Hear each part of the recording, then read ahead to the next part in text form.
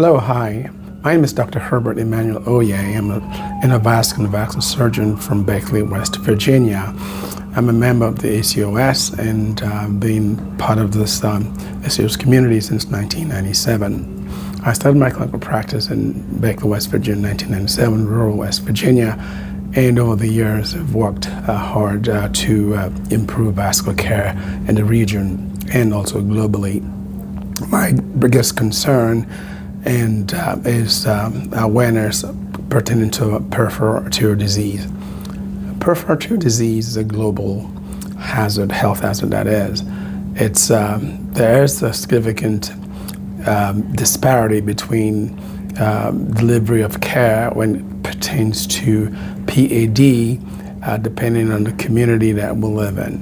PAD therapies in the U.S. It's definitely different PAD therapies in other parts of the world.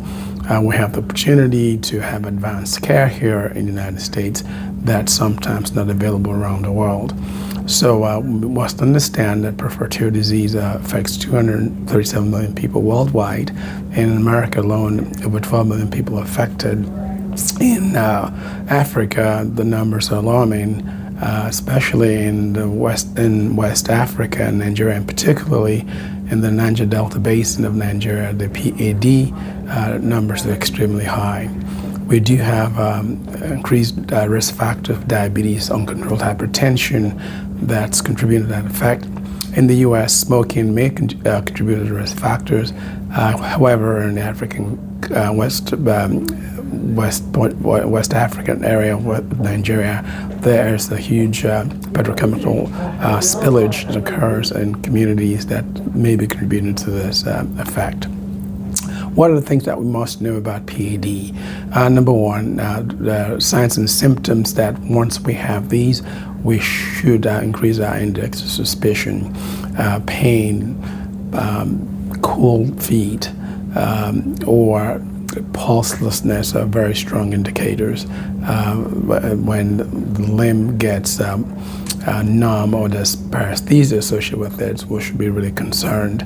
It's also important that healthcare providers are skilled at identifying patients with PAD, because there are other medical conditions that mimic PAD, such as arthritis, such as neuropathy. So it's important that we identify PAD urgently and quickly, because the difference is undiagnosed PAD can give patients a false sense of security, and they may not return thinking that all things are well, only to return at a lot of time with advanced ischemia that can lead to amputation.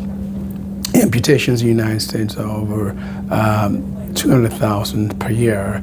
Amputations in parts of Africa is about 60 to 80%, because amputations are primary mode of treatment for these patients that they don't have the therapies that we have in the United States.